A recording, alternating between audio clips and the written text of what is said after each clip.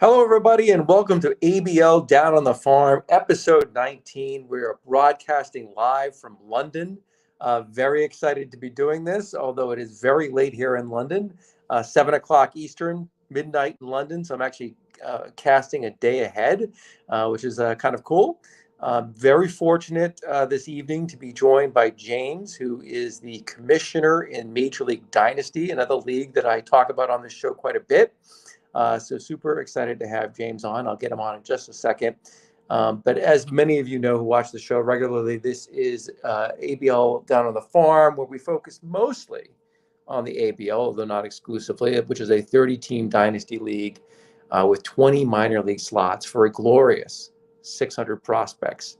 But the commissioner tonight is of the MLD, Major League Dynasty, named after the movie. James has a league with 30 minor league slots for 480 minor leaguers, so close to the ABL, but not fully up to the ABL maximum. But without further ado, I'm going to bring James in. Super happy to have him on the show. Hey, what's going on? Welcome on. Thank you so much for coming on the show. I really appreciate it. Thank you for having me. I'm excited to do this.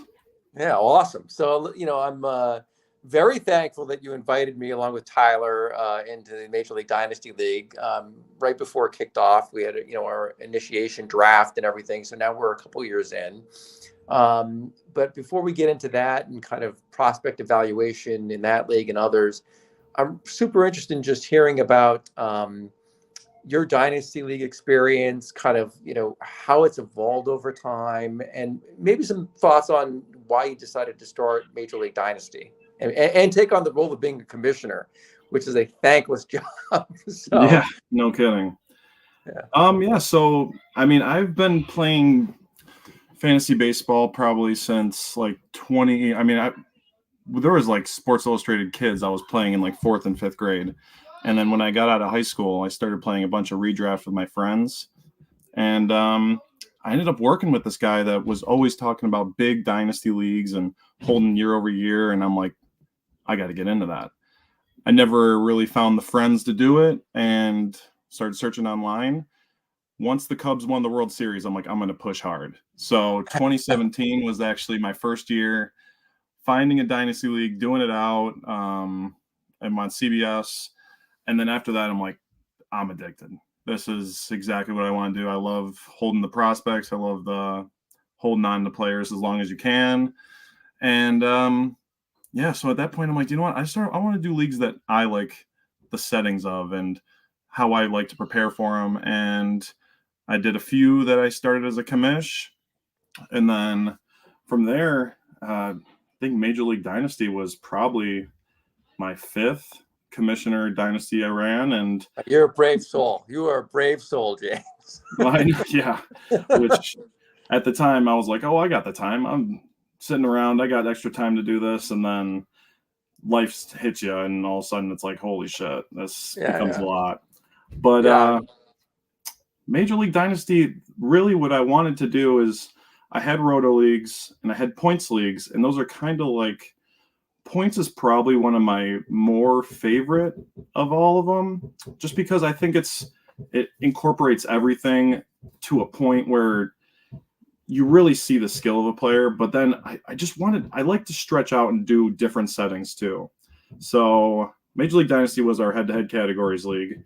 And what I really wanted to do too was finally do a salary league. And I haven't done one of those before, so I had Tyler kind of help me out with that. He had some experience, and then what was cool is that we really created that league with a ton of people that we knew or played with before and knew they were good league mates and wanted to stick around. So we have been extremely fortunate in that league, going year over year, not looking like we're finding different teams or recruiting a bunch. And we're able to really incorporate it where we were pretty much doing it year round. I mean, we had set up drafts where we were drafted in November right before Thanksgiving, and then we would draft again, just the international prospects around early February. So it really felt like, which was so cool, is that we really were able to have everyone all year long trading and updating trade blocks and talking baseball, and it just really, I think it made our group a lot closer too, and a ton of fun. Like I said, it's probably not usually my format that I would pick, but it's one of my favorite leagues without a doubt. And yeah, I can't be happier with everything that's set up. And now I'm starting to finally hope that my team's actually getting somewhere a little better. Yeah. Well, you got some guys that be I injured last, I think so. noticed. So you got to get healthy. So you, Yeah, you, like everybody else, has like half your pitching staff on the IL, I think, right now. no So, kidding. and I'm suffering from a little bit of that in that league as well. So that can be frustrating. But you mentioned a couple of interesting things there to me. One is like, sometimes you struggle to find friends who are going to be willing to put in the work to be dynasty league owners, right? Like Yeah, everybody likes to have a home league in the fantasy baseball league or football league, as the case may be. sure. But it's really hard to find the lunatics who are willing to do this at the dynasty level. So, I mean, you've had success, it sounds like, really finding people online to do that. And I'm wondering, like, how you kind of navigated your way into like finding those leagues or finding the players that the owners that you could actually like form leagues with that were worth your time. Yeah, and I think that really, I mean, you can see it in years too. And in baseball's a tough one because there's a lot of people that really get excited once like football ends or when you start seeing spring training and they want to just join leagues, and then they kind of start fizzling out towards June. And that's like always something that I felt like frustrated me about baseball. And once I found Dynasty, I think that kind of started to change. You still see it, but once you're in leagues for, I mean, I think we started Major League Dynasty in 2021 or 22. I'm not sure, one of those. But you start. Goes by fast, doesn't it? Yeah, I know. All of a sudden, I'm like, yeah, we're either in year 3 or 4. I'm not sure. But I think really you start to see who's still really incorporated, even when they're not doing well. And those are the kind of owners that you're like, okay. And then you see them turn around teams, which you definitely can in baseball. I mean, there's the injuries that all of a sudden they just shoot down ranks. People are like forced to try and get rid of them and try to compete still. You see the people that really prospect hound, and there is a lot of people that love this game and love Dynasty baseball. And you can start to see that just with how they really just show off their own team, regardless of winning or losing. And even the people that are really good. I mean, I've seen people come in to leagues that owner was in last place a bunch and turn it around. And actually, we had a league where the first 2 years, the team did not even make the playoffs and he quit during 2020. And a guy came in and he won it 3 straight years in a row with that team. And it's like, there's just those owners that really put in the work. And in baseball, it really shows. And it's definitely a big part that you can see. And then once over time, you can start asking those owners to join and really get a good group. And I think that was really nice of us, is that we had a couple of guys that were kind of like, I know this guy that's really good. I know this guy that's really good. And then even people that were joining were like, I got a couple friends that are playing for a while and really want in. And like I said, I think we've had maybe 2 replacements, maybe. And I don't think and everyone else is very locked in. And like I said, even the bad teams are fully, not bad, it's just rebuilding, and they're fully incorporated and trading, and it's really cool. Yeah, it's interesting. MLD, we've got 16 teams. So, there's less turnover, right? And it's a little bit easier to staff 16 teams than, in contrast, ABL's 30 teams. So we basically double, not quite, but basically double. And, we have a bit more turnover than we've experienced in MLD. But, you put your finger on it, right? We were able to really recruit solid owners who were going to be there year in and year out. And, the pool of major league players available is a little bit deeper because we're teams holding the players. So there's that opportunity every year in the draft, in the auction, to do it, right? But we also have these 30 slots for minor leaguers in that league. Yeah. And we'll get to that a little bit later in the show about how that affects our thinking about prospecting. But it does allow you to really kind of load up on prospects if you want to rebuild, and then, very quickly maybe be in a position in a year or two to compete for a long time in that league. Yeah. And I know we brought my friend Tom into that league, who took over the Lowell Spinners, who's in ABL, and he's actually in almost all my dynasty league teams, and he was in a league with Tyler and me for a couple of years too, before he dropped out of that league. So I'm interested to hear, James, before we get into kind of prospecting across all these leagues that you're in, you're thinking on how your views about prospecting have evolved since you first started getting into dynasty, because you got in 2017 after the Cubs won the World Series. I take it you're a Cubs fan? Big Cubs fan, yep. So yeah, like, as soon as they won in 2016, I was like, that whole 2017 year, I was like, let's go in. I think my first big auction guy I got in that league was Chris Bryant, of course, and nice. That's real fun.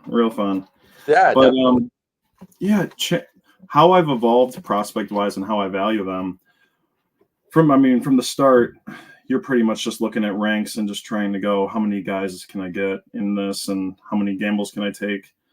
And then really over time, what I've started to see, and like what I really more than anything try to like fade certain type of, like, I really don't like to invest in pitching. There is some pitching, of course, that you just kind of crush on and everything. But like a lot of times, a lot of my setups, I probably wouldn't even have 1/3 of my prospect haul be pitchers. I think that they have the hype. And if I can trade them away, I usually, that's more of my way to go, because they get injured. And I mean, like, we've seen so many, and we've seen some of them turn around great, but guys like Brent Honeywell, we've seen just a few. I mean, there's a ton of names. Forrest Whitley. Yeah, of course. Yeah, there you go. That's another great one. And it's just like they have so much value right in the start, and then all of a sudden an injury just derails their whole career almost. And even sometimes I think there's so many that it takes longer for them to develop when they hit the majors. I mean, we've seen that like 4 or 5 years afterward, all of a sudden we're starting to see that guy really develop into who we thought he was as a prospect. And I think the same way with catchers. So a lot of times I really don't like going either one of those routes.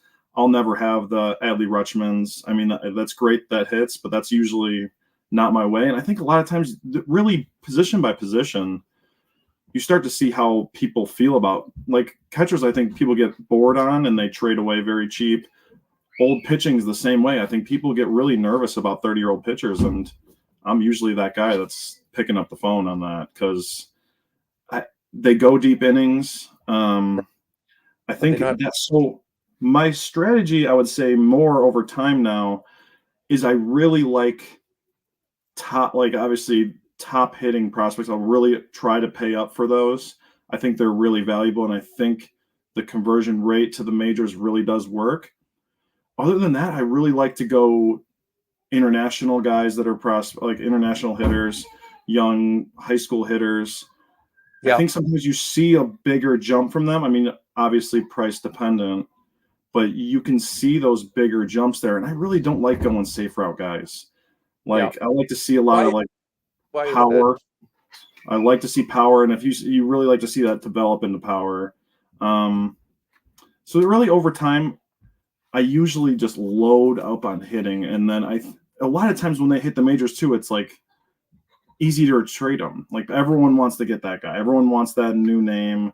Everyone wants to see that their whole projectile, it's going to be like, I mean, you can trade them for like the 75% of what actually they're going to be. And a lot of times they don't even hit up to that. And obviously when you're having bad years, you're just going to really try to load up as much on that kind of thing. So when you are ready, you have the pieces to do it. But yeah, I mean, a lot of times, first couple rounds, I definitely usually like, in like an FYPD now, I like a college bat in the first round or so. And then after that, I'm really just reaching international guys, young guys, things that I can see turn around and have a major league organization develop them. And another really big thing is what team drafted them. I think that's a huge part in how they get developed. And Like obviously we've seen the Braves do really well. Yep. I'll pick up anyone that the Cardinals trade, because once the Cardinals trade them, they turn into studs. Just kidding. There's truth to it. Dodgers players, of course, I really like their organization. Indians, or Guardians. Right. But yeah, I mean, a lot of times I really don't like to live up on the hype even of Cubs players. I think a lot of times they just get a lot of hype and we don't develop well as we'd like to see them do. But yeah, I like the guys that are really raw. Otherwise, really So in the let's pause details. there because you mentioned that a few times. I'm just curious. I have a similar kind of viewpoint about prospects and reaching for upside in the draft, particularly outside the first round, although I'm certainly a risk taker in the first round as well. But what makes you more interested in not going safe and going for the swing for the fences, if you were? Why do you have that approach? Because I believe that after the first couple rounds, when you go to those safe players, are they fantasy viable? And I think a lot of times they're not. Like, it's like, yeah, is this guy going to hit a major league roster? Sure. Is he going to help my fantasy team? I don't know. Is he, and especially, so you talk about your 30-man league.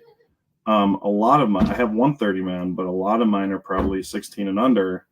And are they going to hit your roster? And are they going to be worth it? I mean, it's almost like punting the spot.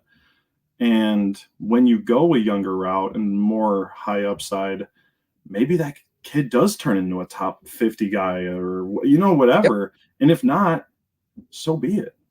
And yeah, you still miss, and there's still those guys that all of a sudden turn around and they're really good. But yeah, I mean, really, I'm shooting for the fence at that point. I mean, at this point, I'm punting. Hopefully it works. If it doesn't, then I'll try to hit the wire and switch it out and play that way. Right. There are a lot of guys. Players. Yeah, there are a lot of guys on the wire who are high upside that you can pluck because they just get passed over in the draft, particularly the J15s. Yeah. Right. I mean, all summer I'm picking up guys off that wire, the DSL league. You mentioned some common themes too, like avoiding pitching and the catcher issue about catchers being chronically undervalued, and you can always pick up a veteran catcher later, and also the development of those two positions. They tend to come into their own, generally speaking, a little bit later. Very hard to get a pitching prospect who really hits the ground running.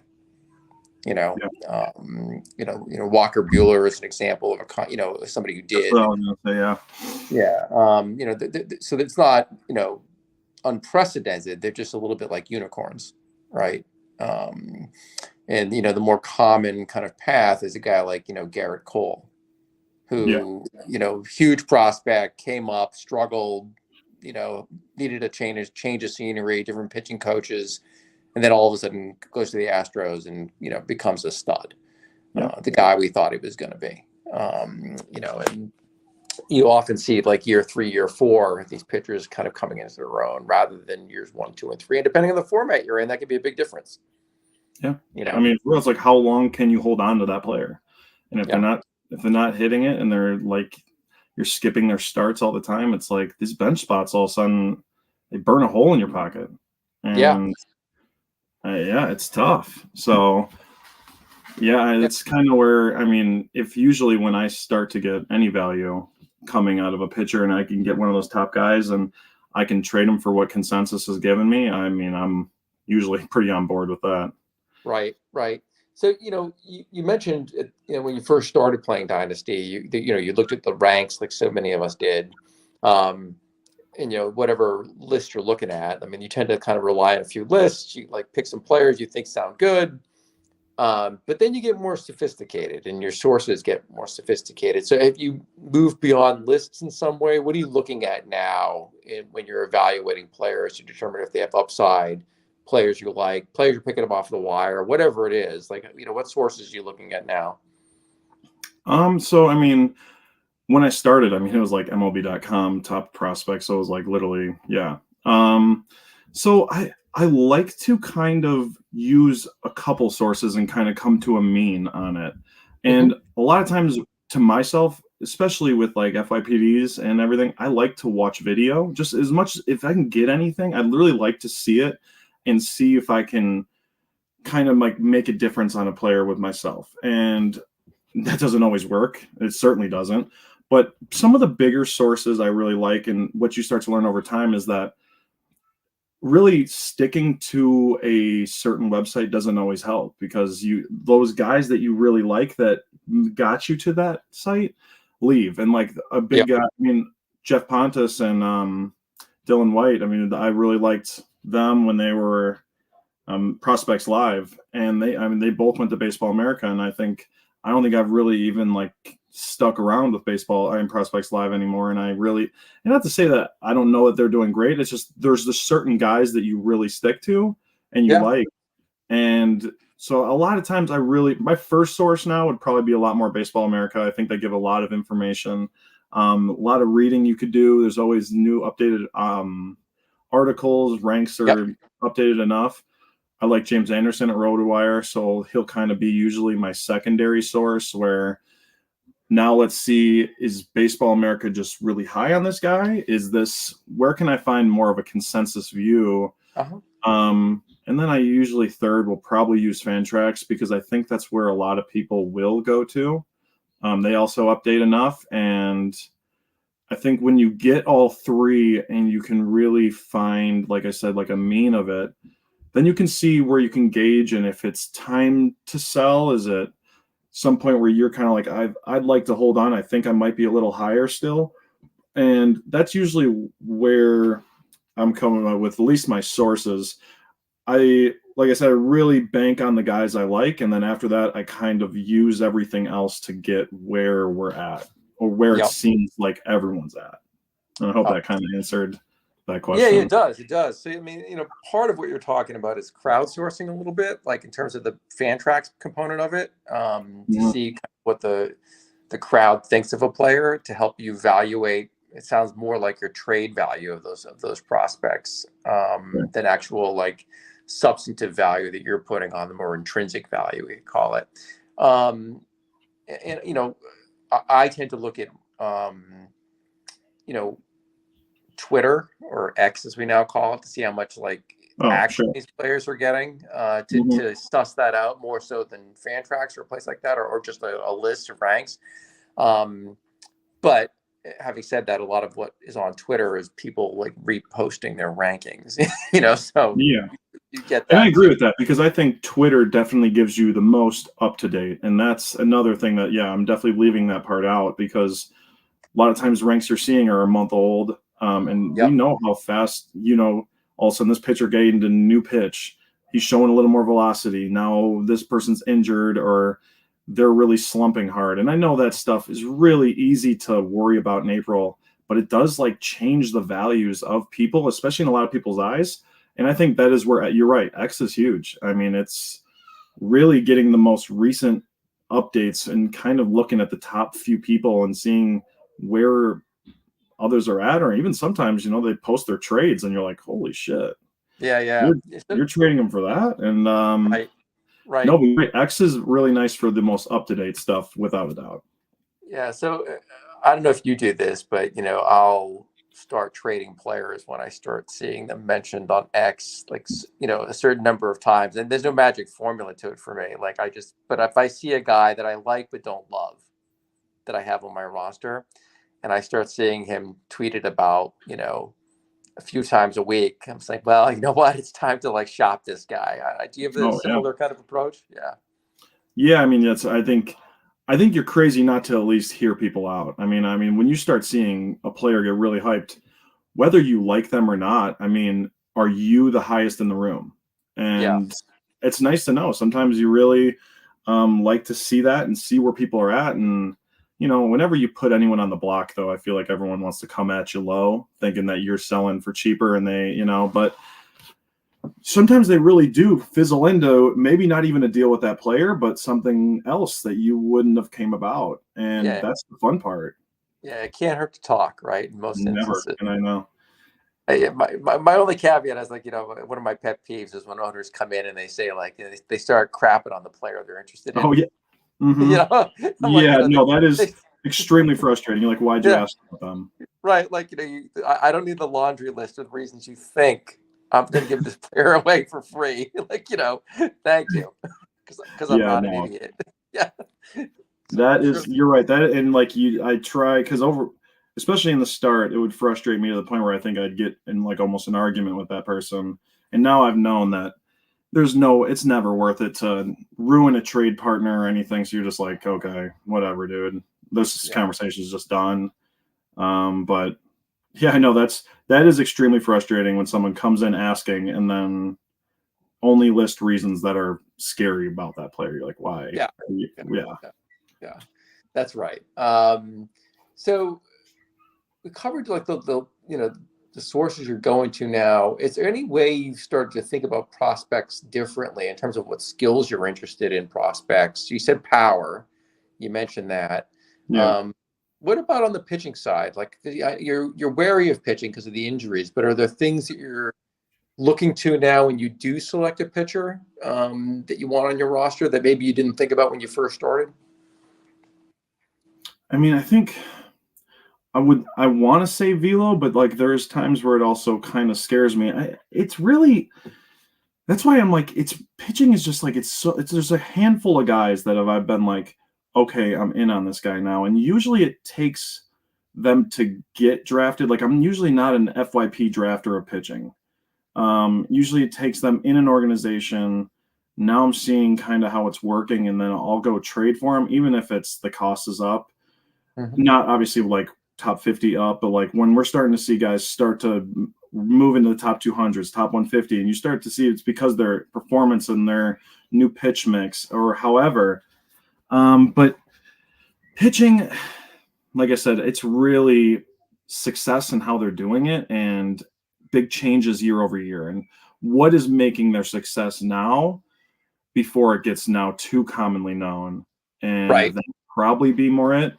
Um, hitting though, power, I said, OBP is something that I really like. Again, that I've kind of grew up as a points player, like I was saying before. So those two factors are always where I like to push towards. Speed, again, same thing. Format, because of that format, it's never been something that I've valued. I think it's like I almost kind of fade when their biggest, largest tool is speed. I'm usually not that guy.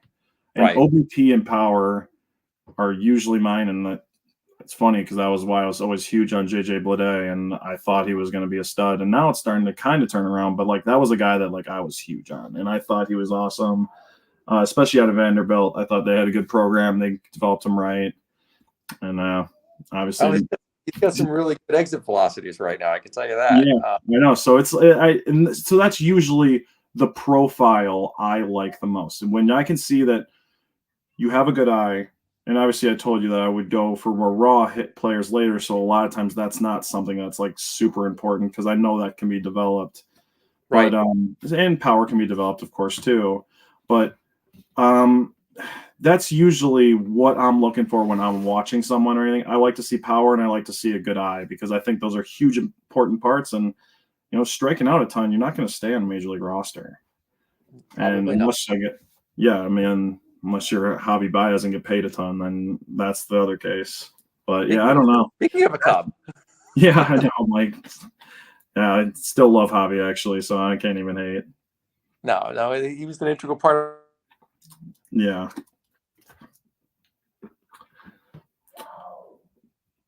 Well, hopefully comes back.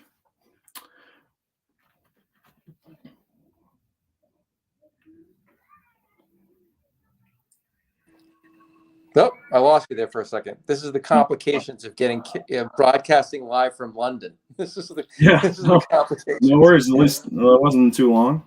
Sorry about that. No, I'm back and better than ever.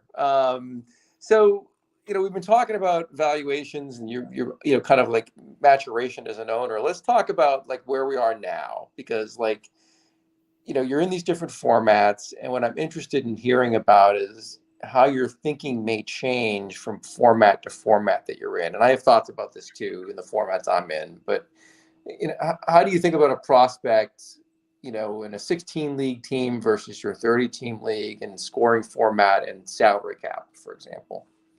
Okay. So yeah.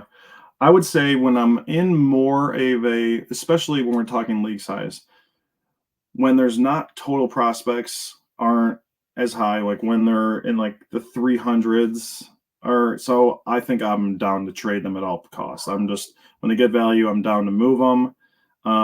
And I think because you can replace them so much easier on the wire. They usually come cheaper too, because anyone that's trying to get anywhere is always down to move them.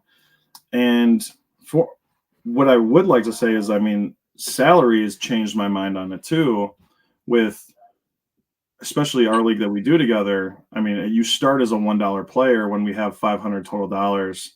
So it's such a nice thing to be able to have that young player that you can, they don't have to contribute in a huge way right off the bat. Yep. And sometimes them being just able to get you those bigger players or have that extra money is just so much nicer. I mean, you can hold on to those overly priced players just because you have them, and their stack almost helps in such a good way. My Yeah. 130-man league that we do also would be salary and contracts, but it puts such an emphasis on really hounding for those prospects, even when they're not like top 150 or even top 200. You're even going farther sometimes because there's no wire, there's no replacement, and you have to use you, and your picks are all that much more important. It really is how well your league is with prospecting. I mean, there's leagues where you're picking up prospects like nothing, and it's so much easier. So then you're just turning and burning, and you're trading your picks because they don't mean as much, and you just know you can get them in the back end. But those bigger leagues and those salary leagues, it changes that whole strategy and really puts you in a bind, because if you're trading off your picks and you're trading off your prospects, your window's closing. Yep. And I know major league players, baseball's a nice sport with that, because football is such a, you get like 4 or 5 years out of a player and then they're gone. And baseball, you do get such a longer time, that the psychology, I think, with a lot of people is that they want to get out before it's too late. And you can hold on to major league players a lot, but it's really tough when you don't have that support system with your minor leagues, like your whole minors. And that's something that's really important to me when the bigger leagues is really stacking that up. One, for if you want to make a push, you have all those trade pieces.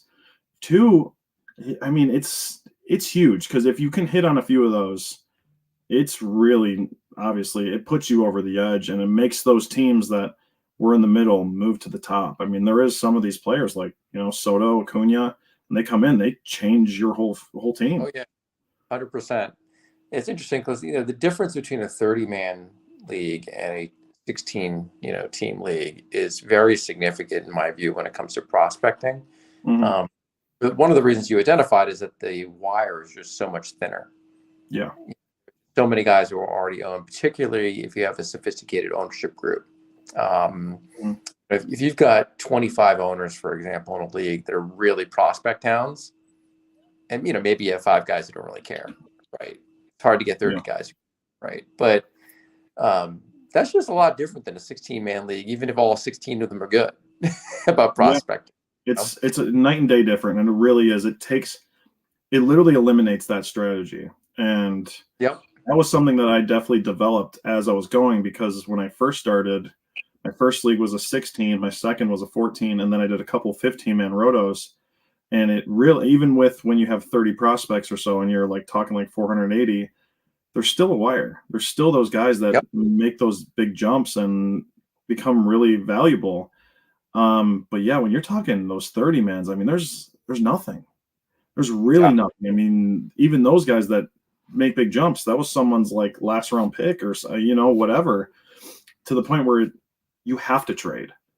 That's your way. You have to trade into those pieces, or what are you going to do? I mean, you have to value your trade picks that much more. You have to hold on to them harder.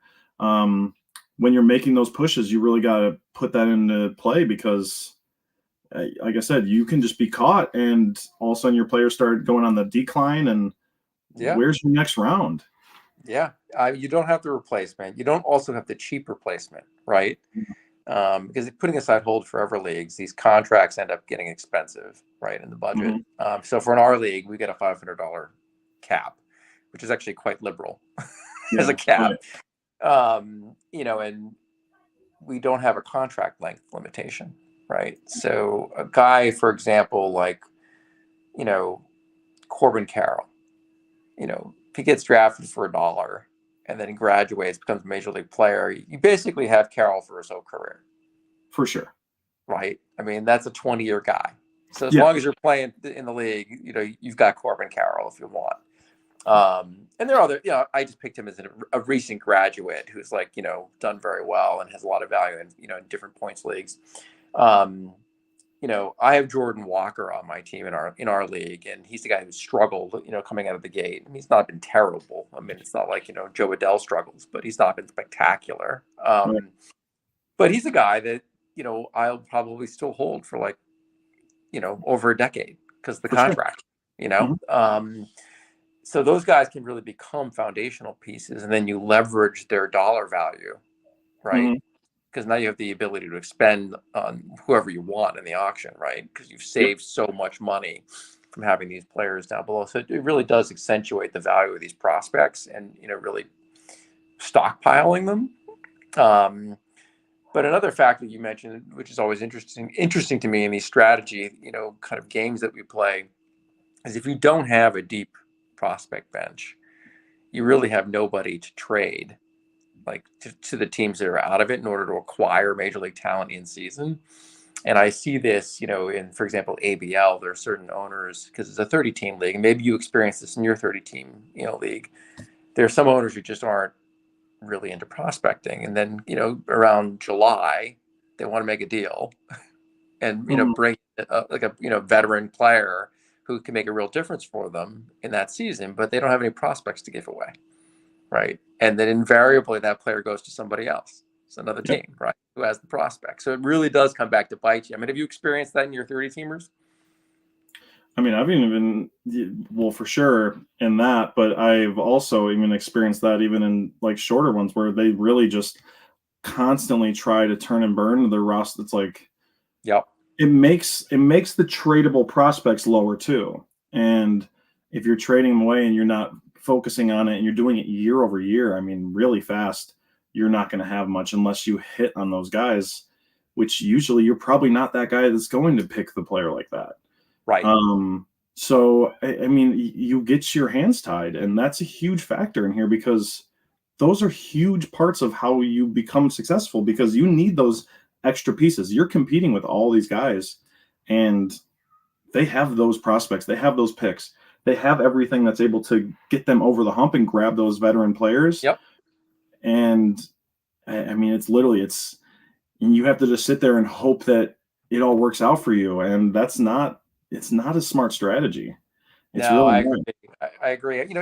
As we're talking about this, I mean, it struck me one of the things that's really interesting about dynasty baseball relative to a redraft or a keeper league is you're really playing a 3D chess and strategy, right? I mean, there's so many levels to it, and thinking ahead and planning out the levels of your minors that you want to have, how close they are to the majors, right? In order to be able to support your roster currently, building your roster so that your minor league players roll into the major league roster at the right time, but then having that stockpile of guys you can trade. And for me, that's the guys that I like but don't love. Those are the guys I want to try to deal. But do you have any kind of particular strategy that you've developed in kind of structuring your roster so that you can achieve all these kind of different objectives that you have? I mean, I think that you need to really, everyone that starts and year over year, I think you really need to be realistic with yourself and your window. And when you're ready to start going into it, and if you're ready to start a new window and it's not because of your prospects, of course, then you can start to move them, or you can start moving picks, and punting on 1 year's draft's not going to kill you. Right. But when you're doing it year over year and you just constantly think that, and just you're going to go south. It's just really, it does come back to bite you eventually. It's not an immediate bite like it is in football. Football, I mean, those first round picks they can develop, and they're right there, and they're helping you off the Yep. bat. Baseball, it does take time. So if you're in a window and you're really in your window right now, and you can trade a year or something, it's not the biggest deal. But man, it's just that part is. You can't, it's just, you have to really be realistic with your window. And that's, I think, the biggest thing that you need to understand is you can't have the same strategy year over year. You have to know what your strategy is to go into when it's time for you to win and when it's time for you to be realistically winning and putting yourself in that hole. Because yeah, you can get lucky in head to head. I know it just gets less lucky in roto, but you can't be banking on those years and just being like, oh man, I'm finally going to make the playoffs and I'm going to push all my chips. It's like, that's not the move. I mean, it's really not. Sticking in the middle is not a good strategy ever. You either want to be at the top or the bottom, getting those good picks, getting those prospects, trading for the Yuri Perez, trading for the Spencer Strider, trying to get those kind of guys. And I know they don't come cheap, but they come cheaper or they become more available at all. And that's when you need to understand, like, I need to be putting my spots into all this and trading those players that I don't need in my window. And being, like I said, being realistic with that. If you're not winning in the next 2-3 and you're realistic with it, DeGrom does nothing for you. I mean, it's like some of these guys, like Garrett Cole, you're starting to think about moving him as soon as he comes back. And it's timing with these players too. I mean, you have to understand that part of it. And I think that's just such a big thing, because sticking in the middle can also be a very dangerous spot to be. Yeah, no, it's a seduction to mediocrity, right? Yeah. I know, and I say that as my team's kind of a middle team for now, the first 3 years, and yeah, it's tough. I think you also have to kind of figure out the league you're in too, right? Yeah. Is this team in the middle, right, or is it competitive? And you get a sense of that after a couple of years of like, geez, I'm not as like strong as I thought I was relative to the competition or relative to the format. Maybe I picked players I shouldn't have in the initial draft, the startup, right? Or I paid too much, whatever it is, right? And injuries play a factor too, right? I mean, you're just like, oh, my season's over because, like, all these things. Those are so tough. Yeah, it's brutal. I mean, your strategy can pivot on a dime, right? And it often does. So, for example, in our league, I'm going to have to probably sell. Yeah. Because, I've just, the injuries are pretty devastating, and like I've lost Yuri Perez for the year. I've lost Bobby Miller now with the shoulder injury, and like it's insane. It's just I looked at your roster. I mean, you've got a brutal set of injuries on your team as well. You look to make moves, right? And then you can stockpile more picks, more, stud prospects. So I got a question for you. In your 30-team league, where you have like a really thin wire of prospects available, where do you go to scrape the barrel? Like, how do you identify prospects that are still worth picking up? I have my sources I'm happy to talk about, but I'm interested to hear, like, how you scrounge around and find guys. Well, so I guess I should a little more clear with my 30-man. They do lock picking up prospects, so that is a league like that. So in year, what I would do and what I do in my other ones is a lot of times, and this is really where you kind of follow the people you like. I do really like Dylan White's Robo Scout. I think that's really nice way to kind of start seeing those guys develop and see those numbers, and then really just searching through your leagues. Talk to me about that for a second. What do you mean by? I think I know what you mean by searching through your leagues, but tell me about that. Well, sure. I mean, you're looking at the whole list, and your nice part about Fantrax is you play on multiple of them. You can search up a player, and then you can go to rostered, and you can see where he's available in all your leagues, and if it's worth it for that league to add. And just constantly going back and forth. I mean, yeah, it's really time consuming, but Fab always is. Yep. And really, I mean, you have to stay on it, because it takes no time for a player to get hot, and then all of a sudden he's on Twitter, and then he's in ranks, and it's hard to get to him then. And you just have to be almost every single Fab period spending that time going back and forth. And baseball, again, I don't always want to be making comps to football, but football's so easy with all the tools that it's like it takes no time to do any of that. Baseball, you don't have those.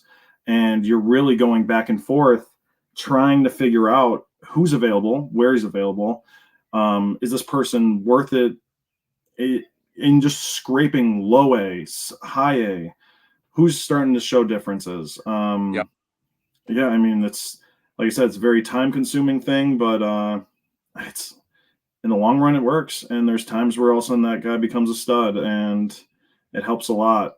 But yeah, I mean, that's really what you have to do. And yeah, like I said, my 30 man, we do lock them. So that part is a little easier on my time wise for me, but you still got to be prepared and keeping those up to date for the draft, because what else are you going to do? Yeah. So it's, in ABL, for example, like, we have, pickups throughout the year. It's all fab waiver based. So there's no free agency, but I spend a lot of time on Baseball America. I try to read it every day, and they have a hot sheet that comes out. They've got different writers who write about specific prospects. And then I have a running list on MILB Tracker, which is a website you can load your players on, which is actually very useful because they scrape data off Fangraphs, so you can track certain statistics that you're interested in tracking at all different levels. But I have guys that I'm like tracking all summer that I've read about or like have noticed some stats about, and I just add them in. Baseball HQ is another place that I go to get scouting reports on guys. But then there are players that I know that will be attractive to certain owners in my league, right? So when I start to see them fitting the profile that the other owner might like, I'll pick the guy up. Okay. Right. And then invariably, like 2 or 3 weeks later, that owner contacts me about the player. Like, I don't have to even initiate it. It's just like, I'm not even playing chess like that. That's awesome. Yeah. So you kind of figure out your league mates and what attracts them, and that's through conversation, right? Like talking to guys about, they're interested in course of dealing. Like, they keep coming back for the same profile. You're like, all right, like, I found another one, I'll roster them. Like, now I'll trade them. So there are a couple teams in the ABL that basically have like a bunch of dudes that I once had rostered on my team. Now those deals don't always work out for me, but it's what I do, right? But you can find guys. It's kind of striking, and then even in a 30-man league, off the wire. But it is kind of like searching for a diamond in the rough. But you do find them, and they hit, and all of a sudden they're on lists. So Robert Kalaz is a guy from the Rockies who I found in that way. Now he's like a hot prospect. Yakil Fernandez is another Rocky. Yeah. So it's interesting. A lot of challenges in fantasy baseball, and it kind of makes it so much more fun, right? But you really have to put the work in. You have to be kind of a fantasy baseball geek. That's why my wife refers to herself as a baseball widow during the season. So let's switch gears. We've been talking for a little while. I'm always interested in talking about crushes and fades. So this is part of the show we talk about guys you like, maybe more the consensus or less the consensus. It's really whatever prospects you kind of are interested in talking about right now. And there are a couple on your roster in MLD that I wanted to ask you about. But what are your thoughts on some guys that you really like or dislike at this moment in time? So one of the guys that I'll talk about first, and just because I'm thinking, and we talk about FYPD a few times this year, is who I almost ended up getting in every single league was Bryce Eldridge. And I thought overall, I really did like the power surge. And I know he's a pitcher and hitter, and he wasn't always a great hitter, but he did both, and he really started to show a difference. Well, I think he was someone that I really think overall, I think he's a big part of what the Giants want to do, and where I can see a path for him to be a part of that team. And I know he's no chump on list or anything, but it just seems like I was more having him towards top 6 or 7 overall. And wow. Yeah. And that was definitely where I would get him every single time then, because it didn't seem like everyone was as high on him there. So he's a guy that I think he kind of hits that profile that I like. I think he has really great athleticism. I think he does show nice pop. So I think he's going to develop into himself, and I think that there's a really good avenue to see him become a player that can show off and be a star, or not be a star, but be a really fantasy relevant player. So he's a guy that I'm definitely higher on than consensus. Another guy I would really say, I mean, I really like Termar Johnson. I think he was the year before. I thought he was just like all the tape I would watch on him. I think he's just an absolute stud. I know he had a great spring training, so he's no like absolute chump to list or anything. No, but he took a hit. Really shows that I think he could be one of the better players on that Pirates team overall. Like, I mean, I think O'Neill shows a ton of really nice tools, but I think Termar could be like the stud on the team. So he's another guy I really like. We talked about it, and I think someone I was trying to acquire a lot this year, and for hopefully free add-ons to trades that I was trying to do otherwise, was Cole Carrig. I thought he was someone that in the Rocky system, I could see him really jump up, and I think he's very toolsy. Now, he doesn't really totally hit all the things that I really say because I said I wasn't the biggest man on, speed and fielding, and he doesn't have like all that great stuff, but I think he's starting to show pop, and he's starting to show a turn. And I want to be earlier than later. And for a lot of times the price was like, there was no really risk involved. So he was a guy in the background that I was really trying to add on to a lot of trades, or just however I could, just to see if I can catch good gold there, Yeah. So let's pause on Carrick for a minute, because he was a guy that Baseball America was high on coming into the draft season, and he was a free agent available in most of the leagues that I was in, and so he was on my board, and I had him like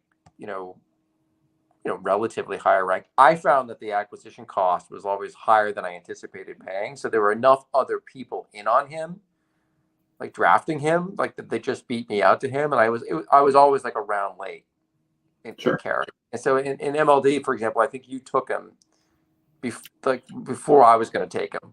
So I ended up trading for him in that league. Yeah. He was a part of I traded Acuna, and he was someone that I ended up adding on in the end. But I got like James Wood in that deal. I got O'Neill Cruz in that deal.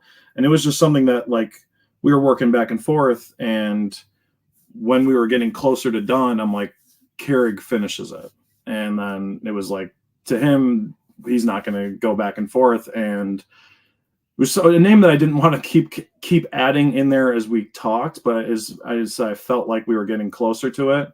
Yeah. And there's a part of that psychology of how you really talk with trade owners too. Yep. To certain players, especially prospects, because you don't always want to, first off, I want to just acquire this guy, because then all of a sudden they're like, why? If there's, they'll start looking into it more, and that usually doesn't work in your favor.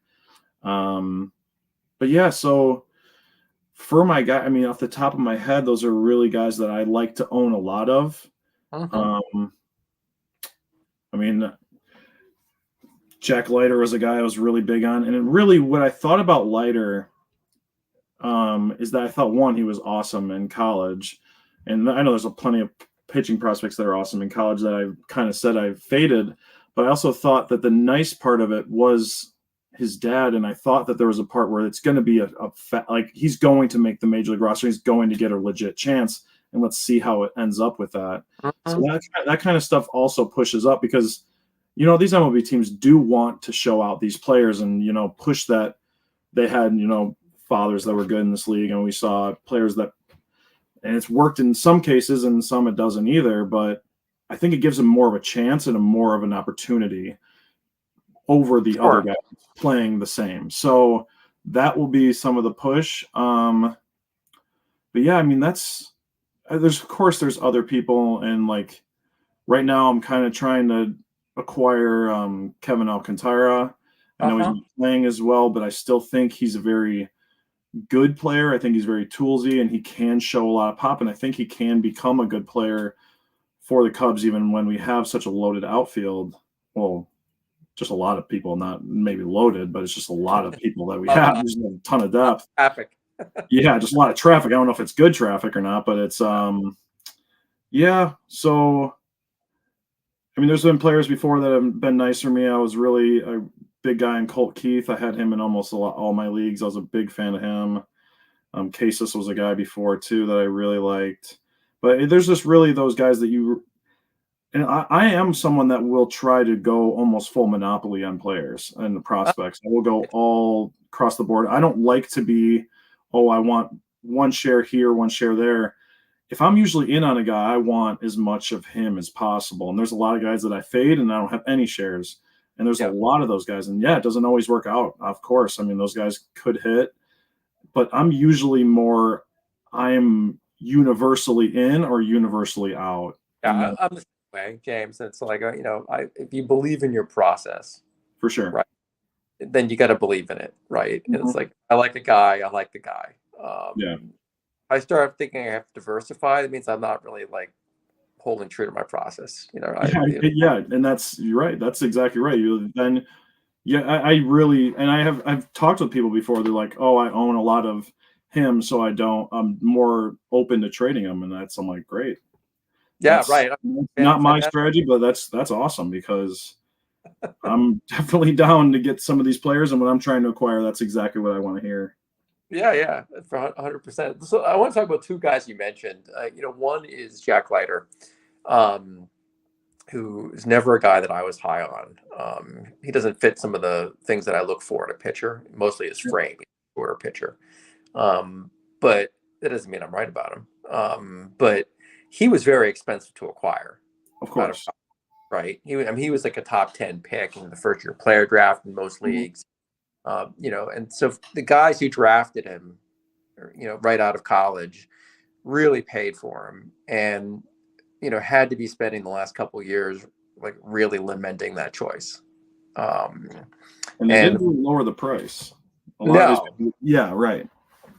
And so the guys who held on to him, are now seeing him kind of turn it around, maybe, right, and becoming a guy that can actually provide value. Whether or not he ever like lives up to the hype, it provides the value of a top 10 pick that you would hope to get. Like he has a chance to actually contribute pretty soon to the major league team and be a valuable fantasy asset. So it's kind of a story about patience with prospects. And I'm just wondering, like, what made you hold on to him in the leagues that you have? Well, I mean, even so, right. I mean, that kind of goes into what I've been kind of talking about with my strategy is that one, I do believe pitchers take time. I think developing them is not always, it can be up and down. And I'm usually right. I mean, a lot of times when you pay up for a player, it's really tough to really sell it 50% discount or sometimes even 75% discount.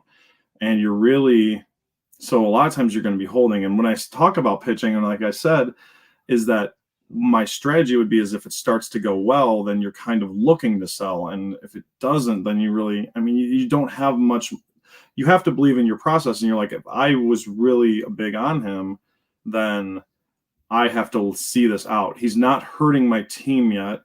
I have the prospect depth where it's not killing me to hold on to him as a prospect.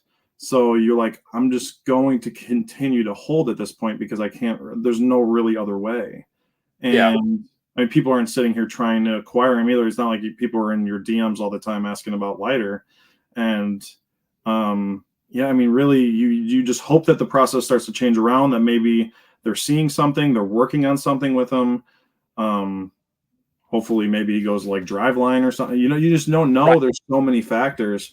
So that would be really why I'm patient, is because I think that, like I said, I think pitching takes a while. That if I was interested, I want to see that come through. And maybe I'm not as patient when it comes to the major leagues, when it's like, oh man, now you're really starting to hurt my ratios.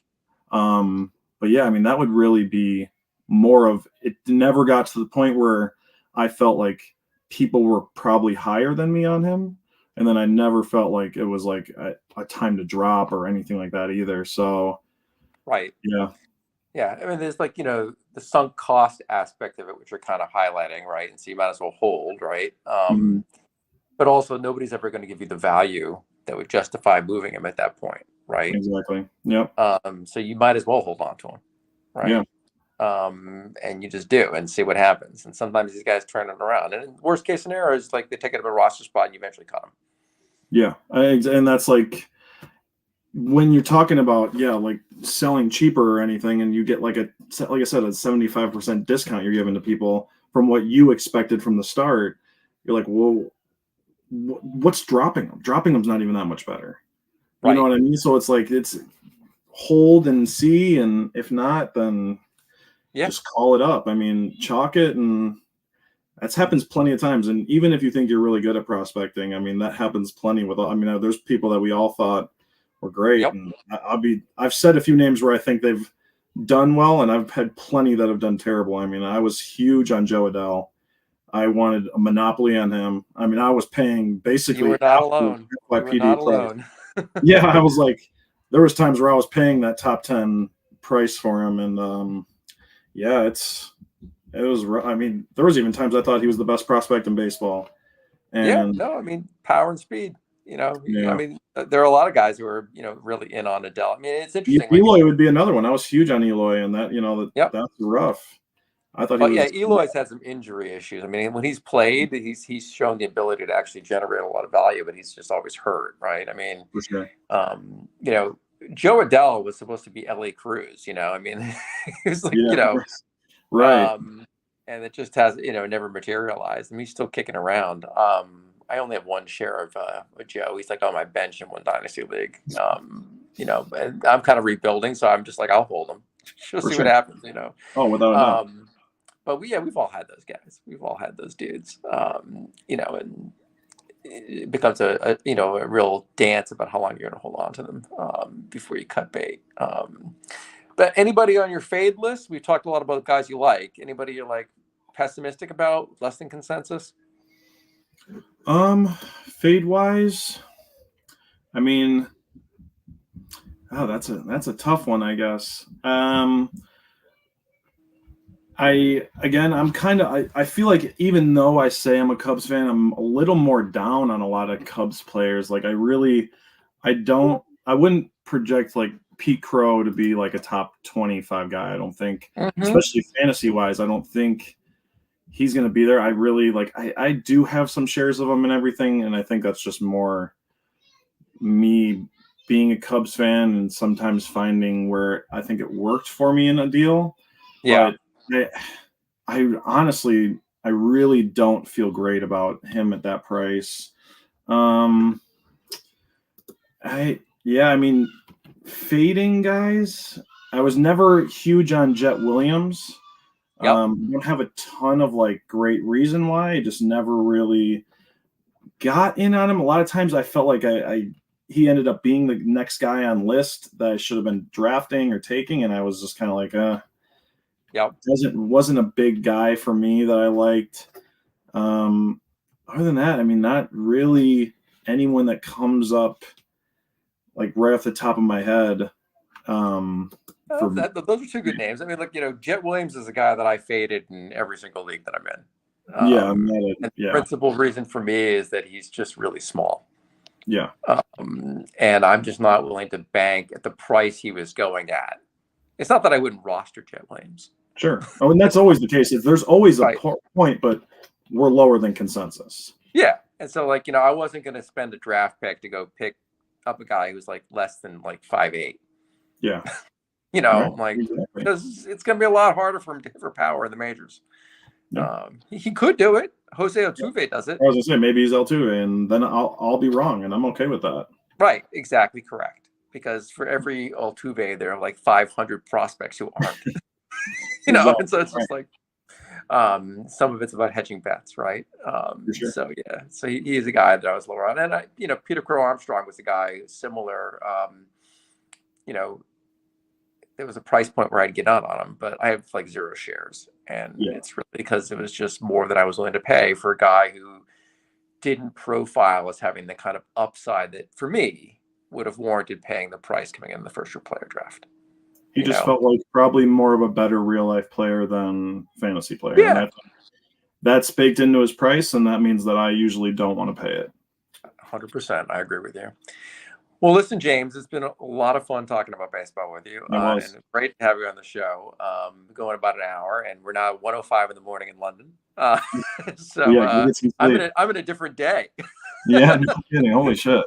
But super happy to have you on. Look forward to continuing our conversation in MLD, and maybe we'll make some trades eventually in that league as well. Although it sounds like we're both going to be rebuilding, so we'll be Right. competing for some of the same prospects, maybe. Yeah. But let's talk about getting a podcast for that league. Maybe we can scrounge something up.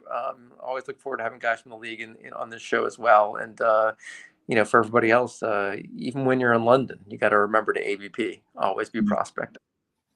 Hey, thanks a ton for having me. It was a blast.